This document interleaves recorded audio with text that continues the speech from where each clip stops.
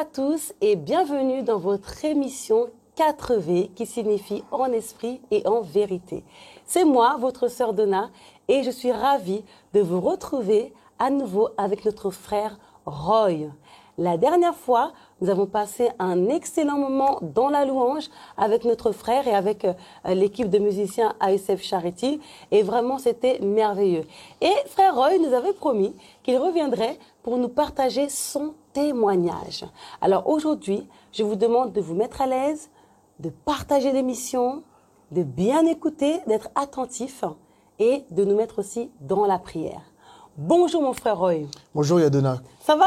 Très bien, et toi? Super. Depuis la dernière fois? Oui, clairement, tout va bien, par grâce à Dieu. En tout cas, merci, frère Roy, pour ce moment de louange qu'on a passé avec toi. C'est un temps vraiment merveilleux avec le Seigneur, c'était vraiment bien. Ah, ça nous a fait plaisir. En tout cas, on a dansé, on a loué. Ça nous a donné un peu de joie avec tout ce qui se passe en ce moment. Clairement, ouais. On a pu vraiment oublier un peu nos soucis, passer notre temps à louer le roi des rois. Alors aujourd'hui, tu as un témoignage à partager. Oui. Je vais commencer par te demander à nouveau, alors, qu'est-ce que tu fais? Tu nous en as parlé un petit peu la dernière fois, mais que fais-tu au quotidien pour contribuer à l'avancement de l'œuvre de Dieu? Alors moi, je fais partie d'une assemblée qui s'appelle Maranatha. Donc Maranatha, c'est une église évangélique où justement il y a plusieurs paroisses en Île-de-France. La maison mère, on va dire, à Noisy-le-Grand, une antenne à Garges et une autre à Dreux. Et du coup, voilà, moi, ça fait maintenant 5 ans que je suis au sein de cette église-là, et je suis multicasquette, c'est-à-dire que voilà, je suis chantre, je suis également musicien et musicien, donc tu joues quel instrument? Du piano. Amen. Voilà, du piano. Et il m'arrive aussi de prêcher, mais également de faire voilà des exhortations, l'officiance. Et je suis également à l'initiative de plusieurs projets jeunesse. Voilà. Donc, amen, gloire à Dieu. Donc tu es actif dans l'œuvre de Dieu. On sent que vraiment tu as un amour, tu es poussé par l'Esprit de Dieu et tu as cette joie de servir le Seigneur. Clairement.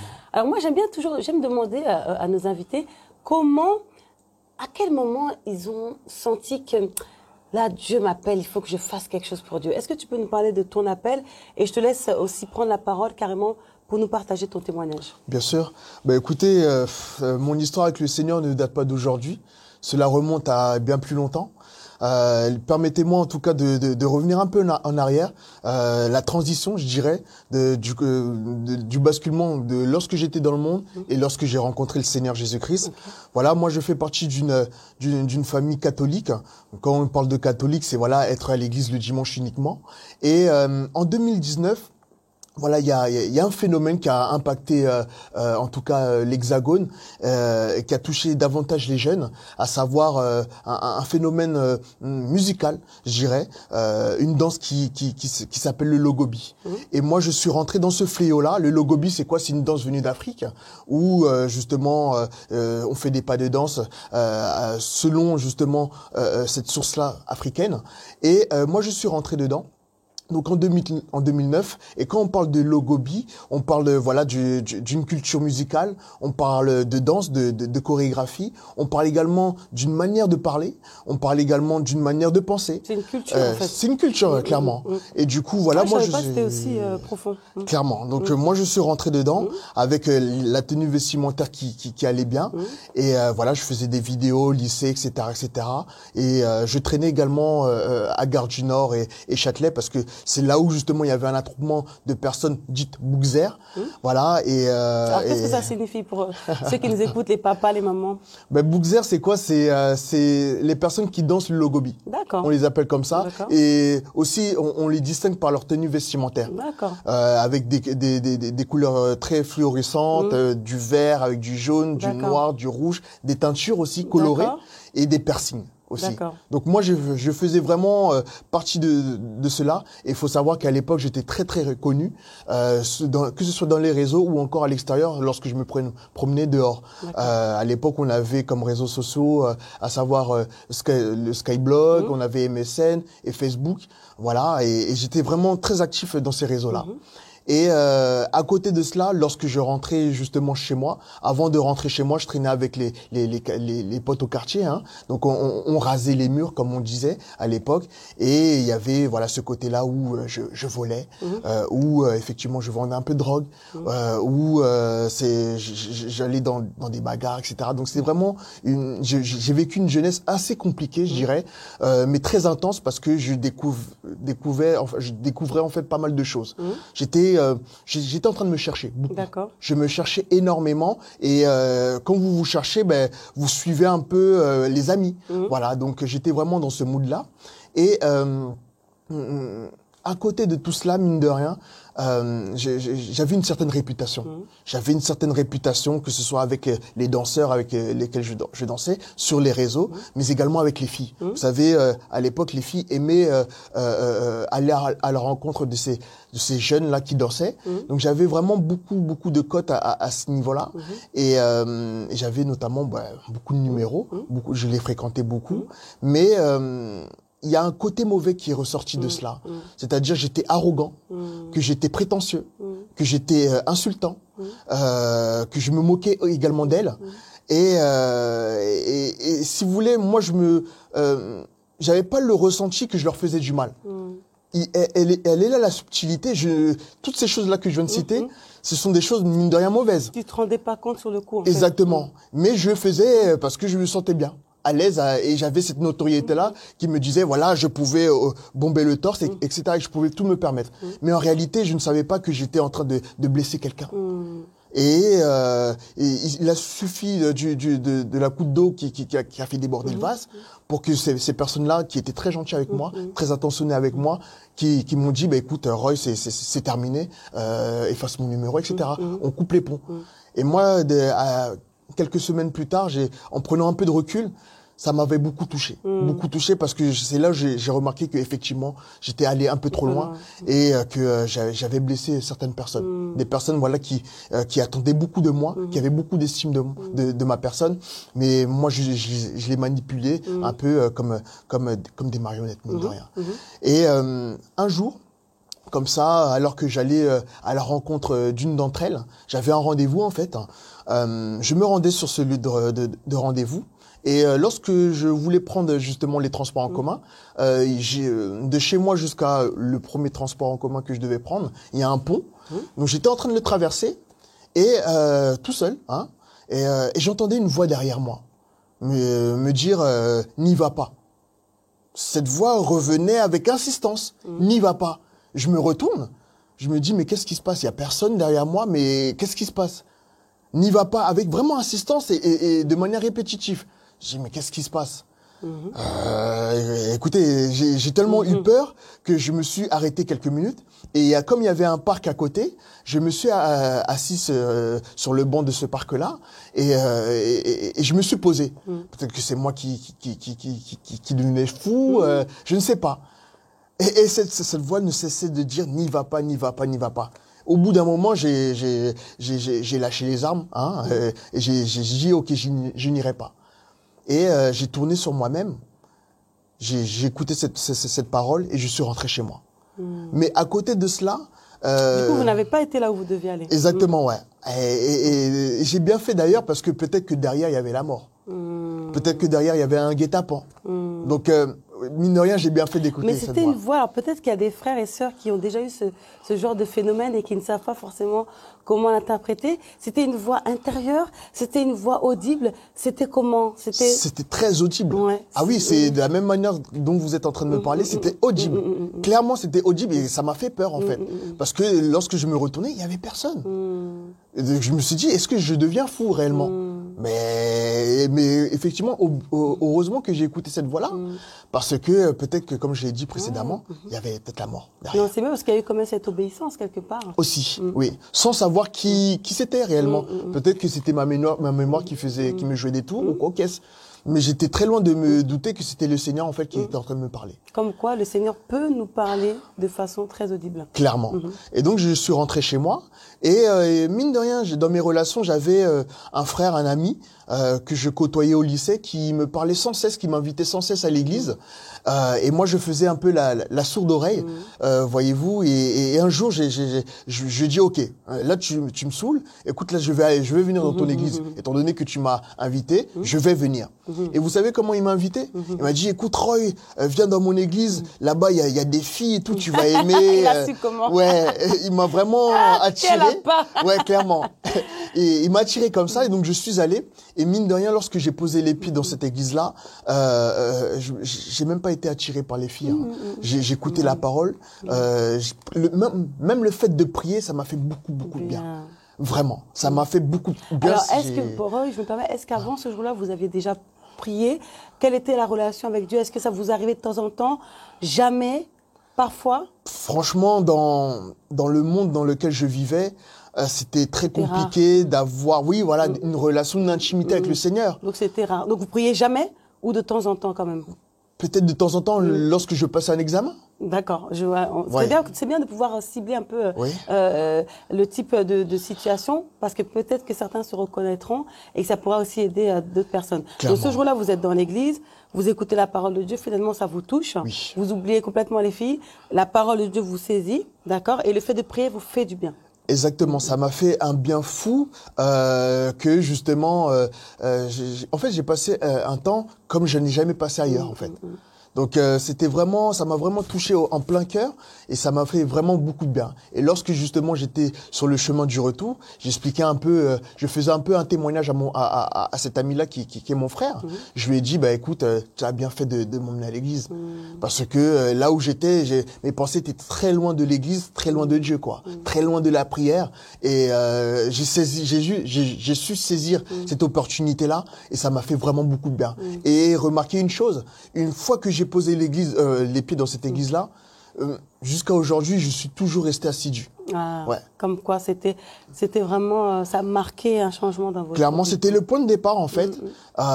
Donc, je remercie vraiment le Seigneur et cet ami également qui m'a attiré à l'église. Et jusqu'à aujourd'hui, je suis fidèle. Et le cheminement, alors, entre ce jour-là et aujourd'hui, ce frère Roy qui joue du piano, qui prêche, comment ça s'est passé? Bah, ça s'est fait étape par étape. Vous savez, le Seigneur aime bien briser les gens. Alors, briser. J'aime bien revenir sur les termes parce que pour nous, on a un vocabulaire, les chrétiens, qui est tellement logique pour nous. Mais des fois, il y a des personnes qui ne connaissent pas forcément ce vocabulaire-là. Et c'est bien d'expliquer quand vous dites briser. Qu'est-ce que le brisement? Le brisement, c'est quand il y a des murailles à l'intérieur de vous qui lâchent prise, en fait. Par exemple, quelle sorte de muraille? L'arrogance. Le manque de respect, tout ça est en train d'être brisé, d'être ôté à l'intérieur de moi-même. Les mauvaises fréquentations, j'ai commencé à effacer des numéros et à éviter certaines personnes. Les rencontres que je faisais avec certaines filles, je commençais à effacer leurs numéros également. Donc Dieu commençait à vous transformer finalement. Clairement. Parce que si vous qui étiez dans ce milieu-là d'ambiance, de mouvement, etc., qui aimez les filles, etc., et que de vous-même vous commencez à effacer des numéros, c'est vraiment qu'il se passe quelque chose. Ah oui. Hein? Qu'est-ce qu'on peut dire là-dessus? Parce que c'est impressionnant quand même. Écoutez, c'est le Saint-Esprit. Ouais, amen. Je ne sais quoi dire ou rajouter, c'est le Saint-Esprit en fait. À ce niveau-là, je ne sais comment ça s'est fait. Mais c'est le Saint-Esprit, clairement. Amen. Et je pense que pour qu'il y ait un brisement dans le cœur de quelqu'un, il faut également une disposition. Amen. Ouais, clairement. Parce que le Seigneur Jésus-Christ n'est pas un dictateur, en fait. Ouais. C'est quelqu'un qui offre le choix à toute personne et à nous de saisir, en fait. Amen. Et moi, j'ai saisi cette opportunité-là. Et comme je l'ai expliqué tantôt, effectivement, c'était un cheminement. Donc, c'était très dur. Des fois, je tombais, des fois, je me relevais. Et je me relevais très souvent, en fait. Hein. Et au fur et à mesure d'aller à l'église, d'écouter les enseignements, de m'intéresser, de lire la Bible également. Comme quoi la parole de Dieu aide. Clairement. Et donc du coup, justement, j'ai commencé à m'intéresser davantage à ces choses-là et à me séparer du monde et à me consacrer réellement à Dieu, quoi. J'ai une question, frère Roy. On parlait des fréquentations. Pour aider certains de nos jeunes qui nous suivent aujourd'hui, est-ce que vous pouvez adresser un petit message à la jeunesse par rapport aux fréquentations? Les fréquentations, c'est très très important. Parce que je pense que si nous voulons évoluer dans ce monde-là en bien, en tout cas être bien accompagnés, nous devons choisir nos amis. Amen. Clairement, les amis, on nous les impose pas du tout. La famille est imposée parce que voilà, mais les amis, on peut les choisir. Et du coup, les fréquentations, c'est à nous de voir qu'est-ce qui est bon, qu'est-ce qui est mauvais. Et je pense que dans la vie de tout à chacun, il est primordial de vouloir évoluer. Vous savez, le temps passe, les heures passent, etc., etc. Mais il y en a qui tâtonnent, il y en a qui patinent, il y en a qui reculent, mais il y en a également qui avancent. Et pour avancer, il faut être bien entouré, en fait. Voyez. Donc, je pense que les fréquentations, nous devons bien les choisir et savoir à qui nous nous confions également. Amen. Il y a des personnes, vous les voyez comme ça, ils font ami avec vous, mais à l'intérieur de leur cœur, c'est autre chose. Donc, vraiment bien sonder Dieu, à savoir est-ce que telle personne est bonne, est-ce que cette personne, qu'est-ce que cette personne peut m'apporter dans ma vie, on peut prier etc. le Seigneur, demander à Dieu de nous aider dans nos fréquentations. Oui, dans nos orientations, dans toutes choses. Dans toutes choses. Il faut vraiment soumettre toutes choses au Seigneur Jésus-Christ, ne pas le négliger dans toutes choses, vraiment. Et Dieu ne manquera pas de nous répondre, quoi. Amen. Merci, mon frère. Voilà. C'est important. Oui. C'est très, très important. Parce qu'il y a tellement de jeunes qui sont influencés, parfois, des jeunes qui ne savent pas dire non aussi.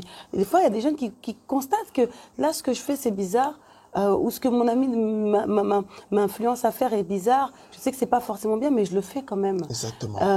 Tout à l'heure, vous avez parlé de choix. Quelque part, choisir, c'est important de faire un choix et de savoir prendre position et de dire non. Ce qui me touche aussi dans cette histoire, c'est que mon frère, vous avouez que parfois vous êtes tombé.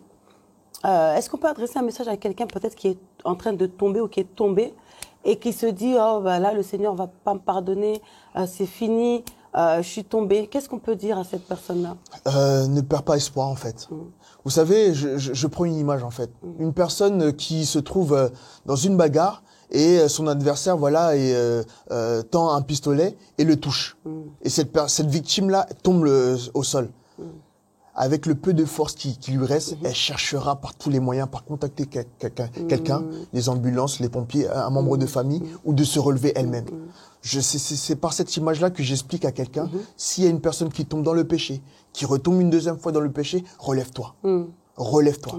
Très primordial de se relever parce que justement, il faut pas perdre espoir. Il faut pas perdre espoir. Tant qu'il y a la vie, il y a de l'espoir en fait, clairement. Et à ce niveau-là, j'encourage réellement à chaque personne qui écoute ce témoignage-là, ce partage, de ne jamais baisser les bras. Alors, comment on peut faire pour se relever? Quand admettons, on tombe, il y a un péché qu'on avait arrêté de faire, et puis on recommence à faire ces péchés-là. Comment on peut faire? Qu'est-ce qu'on fait? On fait une prière de confession? Qu'est-ce qu'on fait? Comment on peut faire avec Dieu? Moi, je pense que tout homme est faillible, en fait. Donc, aujourd'hui, semble-t-il, je suis fort, mais demain, je peux tomber. Une personne peut-être moins forte peut tomber davantage que moi, en fait. Et par là, je voudrais dire ceci, que il faut user de stratégie, en fait. Si tu connais, en fait, tout d'abord, il faut se connaître soi-même. Quels sont nos points forts, quels sont nos points faibles. Si nous nous connaissons intérieurement, nous saurons quelle stratégie mener pour ne pas tomber, pour ne pas reculer ou pour ne pas replonger dans ces mêmes péchés en fait. Voyez. Donc à partir de là, on fait une analyse de soi-même, on rend une rétrospective de nous-mêmes, on cible quelles sont nos faiblesses, quelles sont nos forces, et de là, on use de stratégies pour ne pas juste tomber comme un poisson dans l'eau dans ces choses-là. Ouais, c'est vrai que c'est important de se connaître. On prend pas toujours le temps de se poser. Et gloire à Dieu, dernièrement, j'en parlais avec une sœur que j'accompagne. C'est vrai que ça rejoignait ce que dit notre frère Roy. C'est des fois s'asseoir, se poser et dire bon, qu'est-ce qu'il y a de bon en moi et qu'est-ce qui ne va pas chez moi? Parce que finalement, on sait quand même ce qui ne va pas. Quand on se pose, on sait ce qui est pas bon chez nous.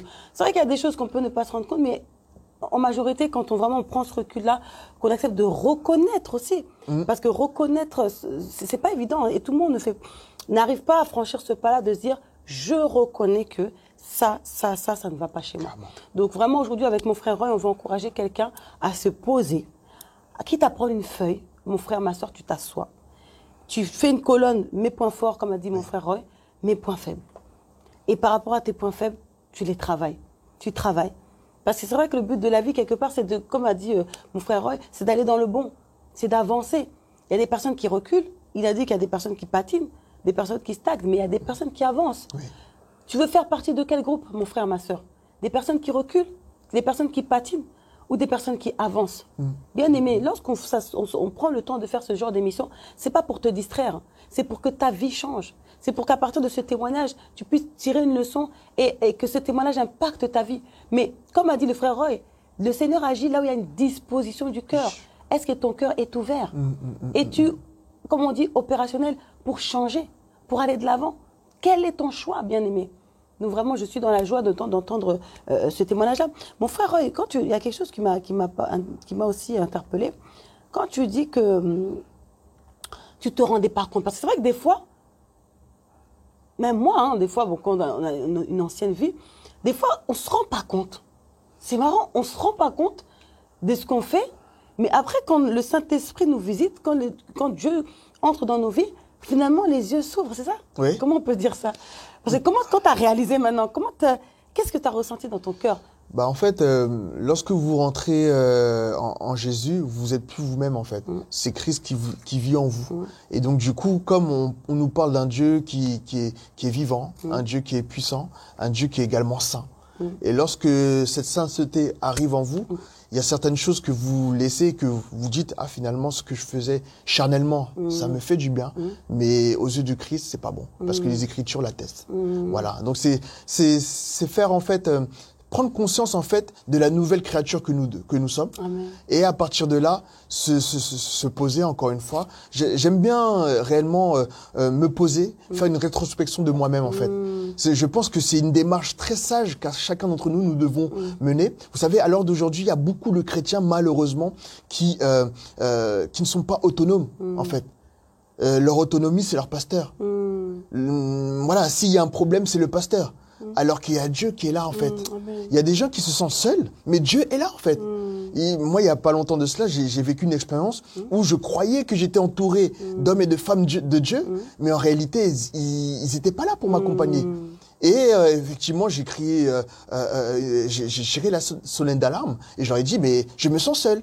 Mais en réalité, ma vision était trop horizontale, alors que ma vision devait être verticale, voyez-vous. Donc voilà, c'est un peu ça en fait que je peux dire. Une fois qu'on arrive justement à faire ancrer le Seigneur au milieu, à l'intérieur de nous-mêmes, c'est là où on peut juger que ça c'est bon, ça c'est pas bon. On a le discernement en fait du bien et du mal. Exactement. Ouais. Et mon frère Roy, c'est très fort là ce que tu dis.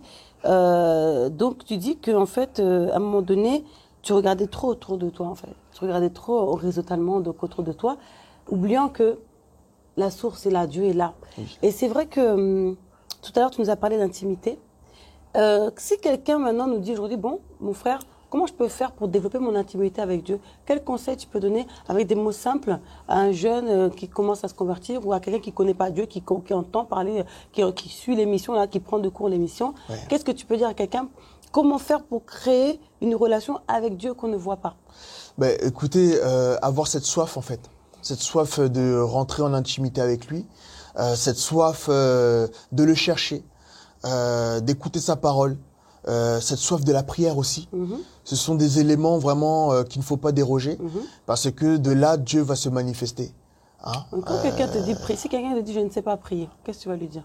Par là, vous savez, il y a plusieurs moyens pour arriver à un point final. Je pense que le moyen dans lequel je vais pouvoir l'orienter, c'est à travers la musique, la musique de Dieu, la louange, l'adoration. Tout cela, ce sont des choses, des éléments pour créer une certaine atmosphère. Des fois, il y a des adorations, tu écoutes les paroles de ces adorations-là, ça te fait pleurer. Et de là, tu rentres en prière. Amen. C'est automatique, en fait. C'est inconsciemment, tu rentres directement en prière. Et alors, qu'est-ce que la prière?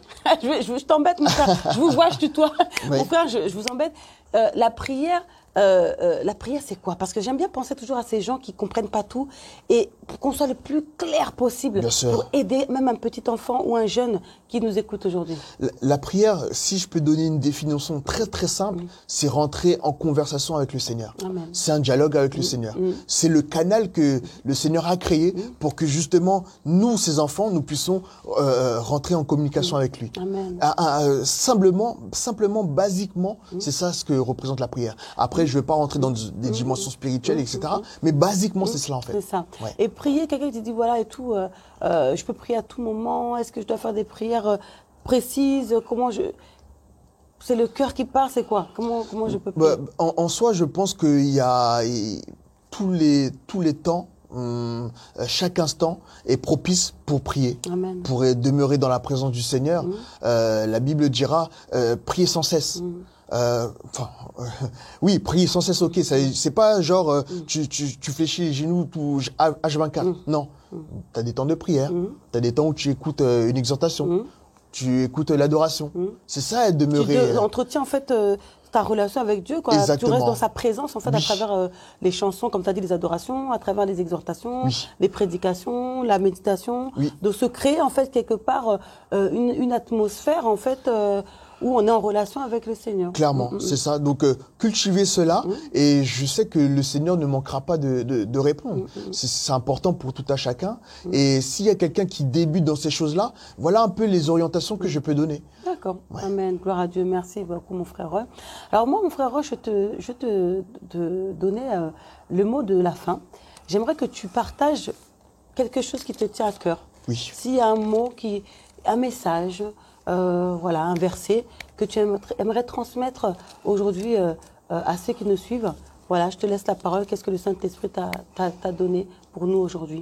Bien sûr. Alors, permettez-moi de lire un peu la parole de Dieu. Et certains l'appellent le vieux livre. Donc, laissez-moi plonger un peu mes regards à l'intérieur. Donc, je suis dans Colossiens chapitre 3 au verset 1 à 3. Amen. Je lis. « Si donc vous êtes ressuscités avec Christ, cherchez les choses d'en haut, où Christ est assis à la droite de Dieu. Affectionnez-vous aux choses d'en haut et non à celles qui sont sur la terre. Car vous êtes morts et votre vie est cachée en Christ, en Dieu. » Par là, je suis en train de dire quoi en fait? Vous savez, à l'heure d'aujourd'hui, on nous parle de cet épisode-là, le Covid-19. Le Covid-19 a envahi les cœurs de tout à chacun par la peur.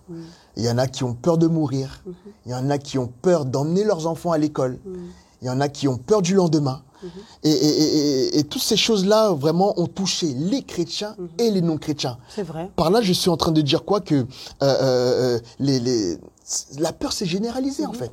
La peur s'est clairement généralisée. Elle a touché les plus vieux comme les plus jeunes. Donc, autour de nous, toute personne que tu peux rencontrer a peur, en fait. C'est très compliqué parce qu'on vit dans un contexte où on n'est pas tranquille finalement. On n'est pas en paix. Voilà, parce que la peur a envahi notre cœur. Et finalement, toi qui es peut-être à la recherche d'une parole de réconfort, d'un soutien, d'un appui, tu ne peux pas le trouver. Tu ne peux pas le trouver parce que tous les éléments qui sont autour de toi, c'est des éléments peut-être qui attisent la peur en fait. Personne ne connaît comment le lendemain sera parce que tout le monde a peur. Par là, je suis en train de dire quoi? Que aujourd'hui, la Terre, mine de rien, est en train de se vider de toutes ses ressources. Les politiques, les autorités, ils n'ont plus aucune, je dirais, aucune puissance. C'est-à-dire qu'il y a beaucoup d'impuissance qui est en train de régner autour de ces personnes-là qui ont une certaine autorité. Le respect également, la courtoisie est en train de se perdre à petit feu. Et d'autres phénomènes derrière, cachés par rapport à ces choses-là, est en train d'émerger. Et aujourd'hui, on a également du mal à distinguer qu'est-ce qui est bon et qu'est-ce qui est mauvais. On a du mal à définir qu'est-ce qui est bon et qu'est-ce qui est mauvais. Aujourd'hui, je peux me lever pour aller à mon travail, mais je ne sais pas si cette journée de travail sera bonne, si je vais passer une très bonne journée. Lorsqu'il y a des jeunes qui sortent de chez eux, ils ne savent pas s'ils vont revenir également. C'est très très compliqué le contexte dans lequel nous vivons et effectivement je peux comprendre que cela fait peur. Mais laissez-moi vous dire ceci, bien-aimés, c'est que à l'heure d'aujourd'hui, il est temps pour chacun d'entre nous que nous puissions tourner nos regards vers le Seigneur. Amen. Que nous puissions arrêter, comme je l'ai dit précédemment, d'avoir une vision horizontale des choses. Parce que autour de nous, il y a la peur. Ayons une vision verticale, car le Seigneur est là. Il est là pour nous. Et il attend à ce que, justement, ses enfants puissent le crier, puissent le prier pour se manifester. J'aime lire le psaume 21. La Bible dira « Je lève mes yeux vers les montagnes. D'où me viendra le secours? Le secours vient de Dieu. » Une parole très forte. Allez lire jusqu'en bas. Une parole très forte, une parole de réconfort. Cela veut dire, 21, ouais. cette parole-là, ouais. cette parole vraiment est précieuse pour chacun d'entre nous. Ouais. Et ça réconforte réellement.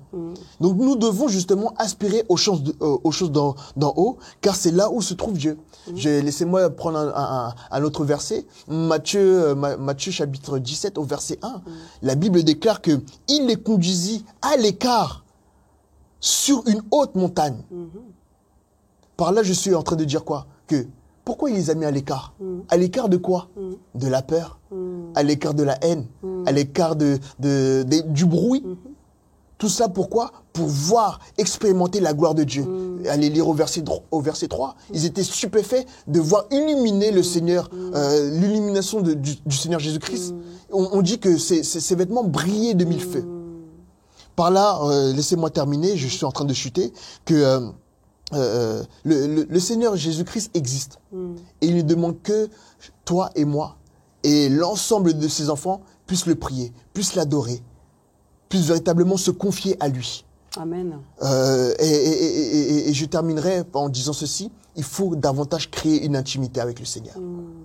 C'est primordial. Il faut créer une intimité avec le Seigneur, car Dieu existe. Il est capable de te protéger. Amen. Il est capable de te doter la peur qui est à l'intérieur de toi. Voilà un peu ce que je peux dire en ce jour. Voilà. Vraiment, merci mon frère Roy, que Dieu te bénisse. Merci pour ce temps que tu nous as accordé aujourd'hui, où tu t'es confié, tu as révélé les choses quand même privées de ta vie pour édifier quelqu'un, pour réveiller quelqu'un, pour fortifier, pour rassurer quelqu'un. Merci pour ce message final aussi, parce que c'est vrai qu'on est dans une période particulière avec le Covid. Mondialement, on est perturbé, et ça fait du bien d'avoir un message de réconfort, un message qui nous rappelle qu'il y a Dieu et que vraiment c'est vers lui qu'on doit se tourner, c'est notre seule force, notre seule source d'espérance, notre seule source de bénédiction et de protection. Et vraiment, j'ai apprécié en tout cas ce moment dans la présence de Dieu. Pareillement. Ce partage-là aussi m'a fait du bien aussi. C'est toujours un plaisir avec mon frère qui est à la caméra. C'est toujours un plaisir pour nous, avec l'équipe SFTV, de découvrir de nouveaux témoignages, d'écouter des messages venant de nos frères et sœurs. Ça nous fortifie. En tout cas, tu es la bienvenue. Je te tutoie, je te vous vois, excuse-moi. Il n'y a pas de souci, vraiment. Tu es la bienvenue, mon frère. Si un jour tu as encore quelque chose que tu veux partager, même exhorter la parole de Dieu, tu es la bienvenue. Avec grand plaisir. Voilà, sur SFTV, on veut propager la parole de Dieu, cette parole qui est la vie, cette parole qui fait du bien, cette parole qui guérit, qui restaure. Donc voilà, en tout cas, soyez bénis. Vous aussi, restez connectés sur notre chaîne. Abonnez-vous et partagez à fond cette émission. À bientôt, bye bye. À bientôt. Merci mon frère. Merci beaucoup.